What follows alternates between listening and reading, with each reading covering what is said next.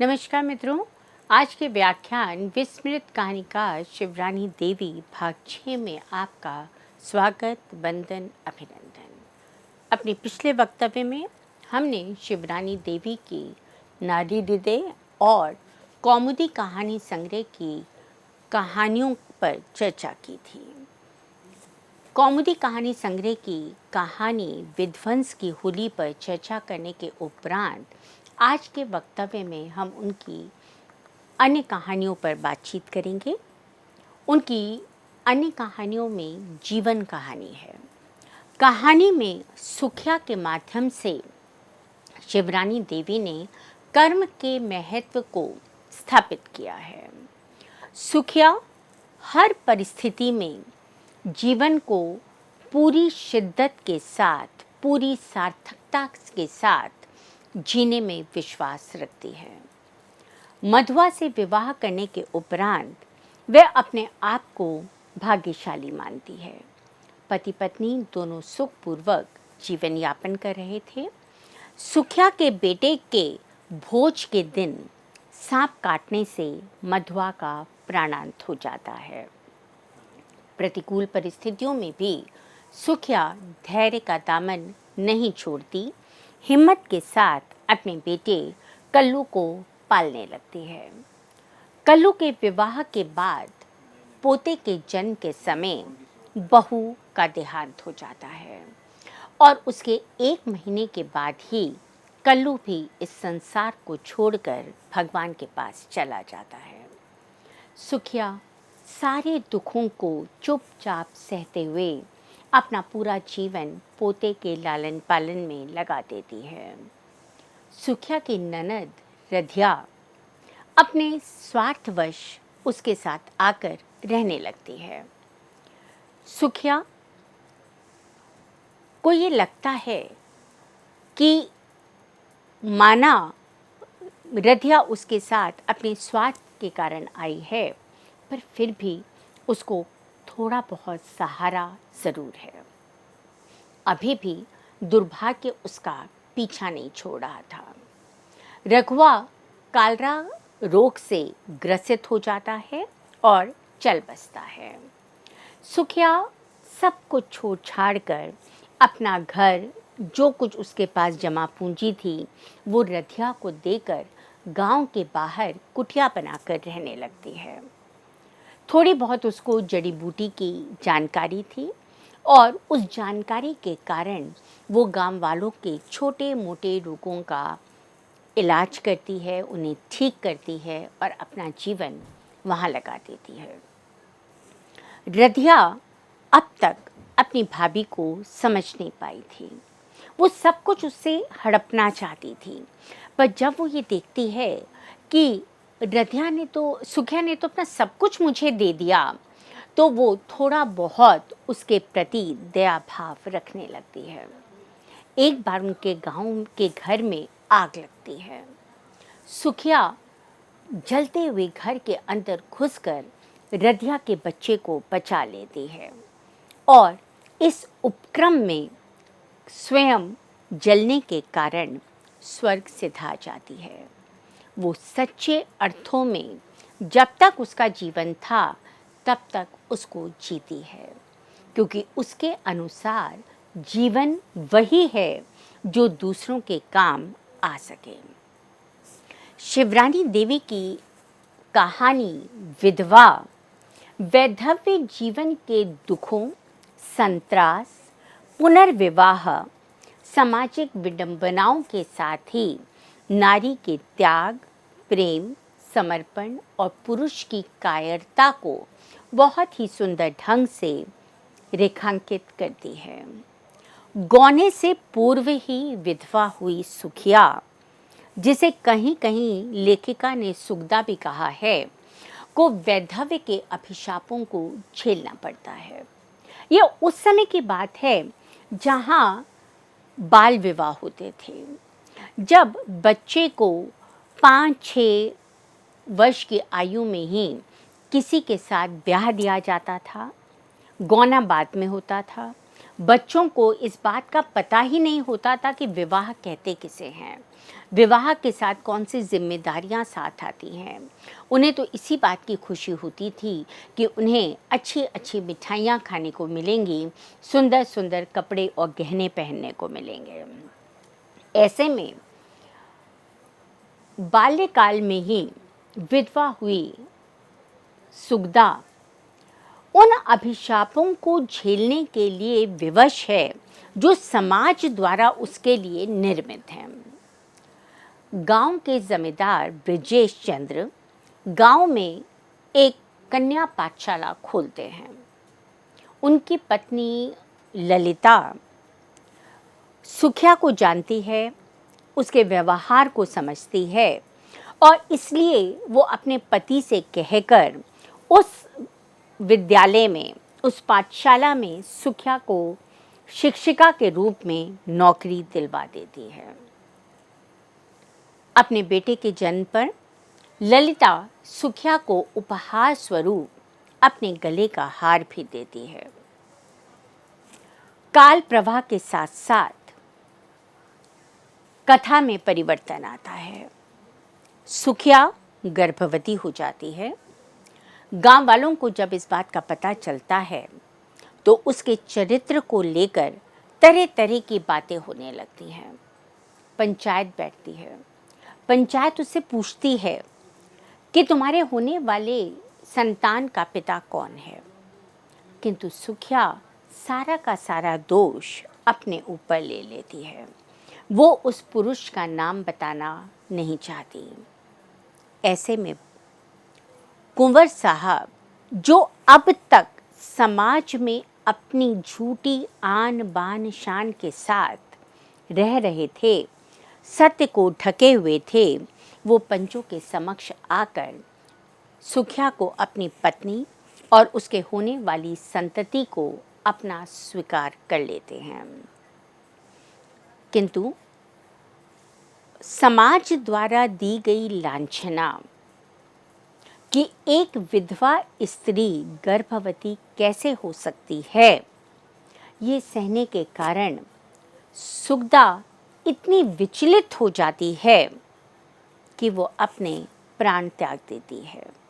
और जब तक कुंवर साहब सबके सामने स्वीकार करके उसके पास क्षमा याचना करने के लिए आते हैं, तब तक उसके प्राण निकल चुके थे। कुंवर साहब की उक्ति है, पंचों वह पापी मैं हूँ, वह दुष्ट मैं हूँ। आप लोग जो दंड चाहें दें, उसे स्वीकार करूँगा। अब तक कायरता और झूठे अभिमान में पड़कर मैंने इस देवी के साथ जो पशुता की है, उसे मैं स्वीकार करता हूँ। लेखिका ने इस कहानी के माध्यम से बताया है कि चाहे आचरण सही हो या गलत हो, स्त्री और पुरुष दोनों द्वारा वो किया गया है, तो केवल अपराध एक का क्यों माना जाता है?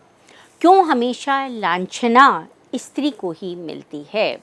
पुरुष क्यों अपने कृत्य को समाज के सामने आकर स्वीकार नहीं कर पाता? आंसू की दो बूंद कहानी दहेज की कुप्रथा में कैसे योग्य युवतियों का विवाह नहीं हो पाता, विवाह को अंतिम सत्य न मानकर हमें उसका किस प्रकार से विकल्प ढूंढने की आज आवश्यकता है, पुरुष की किस प्रकार से अधिकार लिप्सा दिनों दिन बढ़ती जा रही है और कैसे स्त्री में साहस आना चाहिए, जैसे विषयों को इस कहानी के केंद्र में लेखिका ने रखा है। सुरेश और कनक सहपाठी हैं, एक दूसरे से प्रेम करते हैं, विवाह करना चाहते हैं, किंतु सुरेश के पिता दहेज में 15,000 रुपये चाहते हैं। इसके बिना वो विवाह के लिए अपनी स्वीकृति नहीं देते।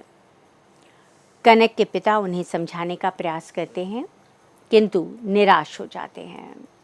और जब कनक सुरेश से इस विषय में बात करती है, तो सुरेश भी अपने पिता की इच्छा को सर्वोपरि मानता हुआ उससे कहता है कि 15,000 की ही तो बात है, दे दो, कम से कम हमारा विवाह तो हो जाएगा। वो भी उस बात का विरोध नहीं करता। परिणामतः कनक अंदर ही अंदर टूट जाती है। बहुत सारे प्रश्न उसके मन में उमड़ते घुमड़ते रहते हैं। उसे लगता है कि क्या ऐसे व्यक्ति से प्रेम करना गलत था जिसकी खुद की रीढ़ की हड्डी नहीं है, जो अपना निर्णय स्वयं ले ही नहीं सकता, जो दहेज का कायल है, जो इतना भी अपने में विश्वास नहीं रखता कि दोनों मिलकर अपना जीवन यापन कर सकते हैं। और फिर वो सोचती है कि विवाह करना ही उसके जीवन का अंतिम सत्य नहीं हो सकता और इसलिए वो विवाह ना करने का निश्चय लेती है। कनक की उक्ति है, क्या वैवाहिक जीवन में ही सारे सुख भरे हुए हैं? सेवा में, त्याग में, परमार्थ में क्या सुख ही नहीं है? नहीं, दुखियों को खिलाने में जो सुख है वह अपना पेट भर लेने में नहीं। कनक भारतीय महिला मंडल में अवैतनिक पद पर कार्य करने लगती है। अभिभावकों के देहावसान के उपरांत वे देहातों में बाढ़ पीड़ितों को अन्न बांटने जाती है और वहाँ उसकी मुलाकात सुरेश से होती है।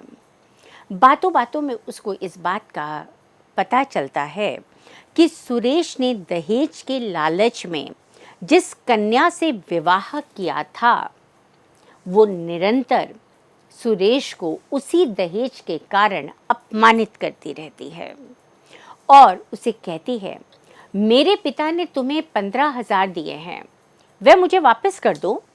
अगर इतने रुपए उन्होंने मेरे नाम बैंक में रख दिए होते तो मुझे 100% सूद के मिलते। मैंने तुम्हें 15,000 में खरीदा है और तुमको कोई अधिकार नहीं है कि तुम मेरे किसी काम में दखल दो। तुम पुरुष हो, इस समय बलवान हो, लेकिन तुम्हारा बल न्याय का बल नहीं है, अन्याय का बल है। और इस तरह से वो लगातार अपने पति को लज्जित अपमानित करती रहती है। अपमानित सुरेश घर छोड़कर साधु बन जाता है। सुरेश कनक के साथ पुनर्जीवन यापन करना चाहता है, जिसे कनक दृढ़तापूर्वक अस्वीकार कर देती है। उसे लगता है कि सुरेश थाली का बैगन है, जो उस समय जिस समय कनक को उसकी दृढ़ता की आवश्यकता थी, जिस समय उसके साथ की ज़रूरत थी, उस समय वो उसका साथ नहीं देता। और आज जब स्वयं अपमानित होता है तो वो कनक के में सुख और जीवन देखता है। कनक से निराश होकर सुरेश और किसी विकल्प के विषय में ना सोचकर नदी में कूदकर आत्महत्या कर लेता है। सुरेश के चरित्र में दृढ़ता का अभाव है। वे परिस्थितियों से टकराने का साहस नहीं रखता, वे उनसे घबराकर पलायन कर लेता है। कह सकते हैं कि लेखिका की रचनाएं स्त्री प्रश्नों पर हस्तक्षेप करती हैं। शिवरानी देवी की कहानी चोर पाठकों को धर्म, जाति, वर्ग के बंधनों को छोड़कर मनुष्यता का पाठ सिखाती है। कैलाशी का पति रामराज बेटी सुभागी और 2-3 बीघे खेत छोड़कर स्वर्ग सिधा जाता है। कैलाशी का भाई उसे अपने साथ ले जाना चाहता है, किंतु वह मना कर देती है। वो कहती है, भैया भागने से दुख से पीछा थोड़ी छूटेगा, ये तो काटने से कटेगा, घबराने से क्या होगा, ईश्वर की यही मर्जी है, मुझे इसी जगह रहने दो। तुम्हें कौन सोने के कौर खाते हो जो मेरे लिए रोते हो। गोपाल मेहनत मजदूरी करके सुभागी के ब्याह के लिए पैसे, बर्तन, खाने का सामान, कपड़े आदि इकट्ठे करने लगता है।